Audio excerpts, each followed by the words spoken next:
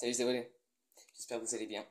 Comme d'habitude, je continue de prier pour vous avec le livre 365 jours de déclaration et de prière inspiré par le pasteur Jérémy Saudril de l'équipe de MC au Canada. Aujourd'hui, nous sommes le 10 mars. Donc, je vais prier pour vous à la prière du 10 mars. Fais-moi connaître ta volonté. Dans le psaume, chapitre 57 au verset 7, nous pouvons lire: Mon cœur est affermi. Ô Dieu, mon cœur est affermi. Je chanterai, je ferai retentir mes instruments. Voici un encouragement pour toi. Dieu a dit: avant que tu n'eusses été formé dans le ventre de ta mère, je te connaissais, et tous les jours étaient inscrits dans mon livre. Prie pour connaître la volonté générale de Dieu pour ta vie personnelle. Dis à Dieu: Dieu a dit: je te conduirai et je te montrerai la voie à suivre. J'aurai le regard sur toi. Prie pour connaître la volonté spécifique de Dieu pour ta prochaine journée. Le chemin précis à emprunter. Il y a des rencontres, des choses à dire et à faire, inspirées par lui. Il y a des promesses précieuses de Dieu pour nos vies. Il nous a bénis de toute bénédiction spirituelle dans les lieux célestes en Jésus-Christ. Cela nous appartient.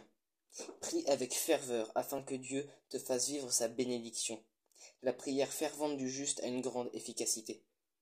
Tu as peut-être des défis, mais notre plus grand besoin est de l'aimer, d'aimer Dieu de tout notre cœur. Prie pour une passion renouvelée pour Dieu. La Bible nous encourage à prier en tout temps, et en premier lieu pour tous les hommes, à prier pour tous ceux qui nous gouvernent. Prie pour les autorités de ta région et de ton pays. Dieu a donné à l'Église le pouvoir et l'autorité de lier et de délier. Utilise maintenant cette autorité qui renverse les forteresses et les plans de l'ennemi, et prie contre les meurtres, les violences, les abus sexuels et la pauvreté dans les villages, les rues de ta région et de ton pays. Prie maintenant selon ce que le Saint-Esprit met dans ton cœur. Voilà, c'était la prière du 10 mars. J'espère que ça vous a plu. Ah oui, bah du coup je vais prier. À mon tour, du coup je vais prier. Du coup, prie maintenant selon ce que le Saint-Esprit met dans ton cœur. Donc je vais quand même prier. Du coup, la prière est finie, mais j'ai quand même prié selon ce que le Saint-Esprit met dans mon cœur. Et ce qu'il y a dans mon cœur là maintenant, c'est une expression que j'ai un peu à moi, mais c'est moi j'appelle ça avoir un grain de sable dans le cœur. J'appelle ça avoir un grain de sable dans le cœur parce que, en gros, pour l'exemple, je dis toujours, certaines personnes ont un cœur qui est dur. Et un cœur dur, un cœur de pierre. Dans la Bible, il y a marqué: Dieu transforme le cœur de pierre en un cœur de chair. Et je dis toujours, même si une personne a un cœur de pierre, il suffit qu'il y ait un grain de sable, un tout petit trou de la taille d'un grain de sable, et que c'est assez grand pour que le Saint-Esprit puisse se faufiler dans le cœur de la personne, et que la personne se dise: oh oui, j'ai fait une erreur. Oui, aussi, oui, il y a eu cela. Et Jésus, pardonne-moi, je veux t'appartenir, je t'aime. Et à ce moment-là, Jésus va l'accepter, tout ira bien. Mais il faut avoir ce petit grain de sable dans le cœur. Il faut avoir ce tout petit minuscule trou de la taille d'un grain de sable dans le cœur pour que le Saint-Esprit puisse se faufiler. C'était comme l'histoire de Paul. Paul persécutait des chrétiens. Paul a fait des choses qui étaient très mauvaises. Il a vraiment fait des choses très mauvaises avant.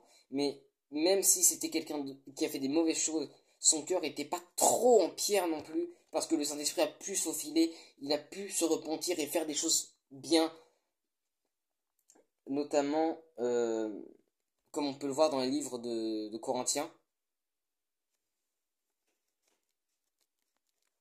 Voilà, comme on a pu le voir dans les livres 1 et 2 Corinthiens, quand du coup Paul fait une lettre à l'église de Corinthe, on voit vraiment qu'à l'époque il persécutait des chrétiens, il est vraiment quelque chose de mauvais, mais son cœur n'était pas trop endurci pour que le Saint-Esprit puisse venir dedans, il puisse se repentir et puisse faire des choses bénéfiques pour Dieu.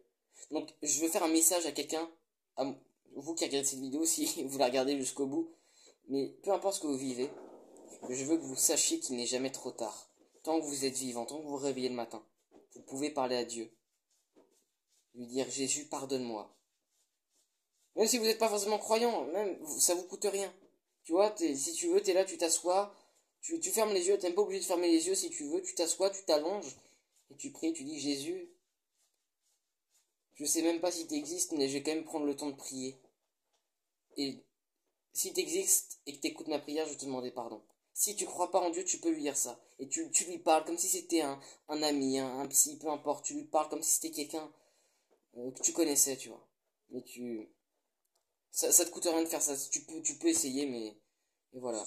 Si vous avez des questions, comme d'habitude, n'hésitez pas à les poser en commentaire. Soit à peu près par ici en commentaire sur TikTok ou sur YouTube. Si vous avez le moindre truc plus personnel, dites-le moi en message privé sur TikTok. Et soyez bénis.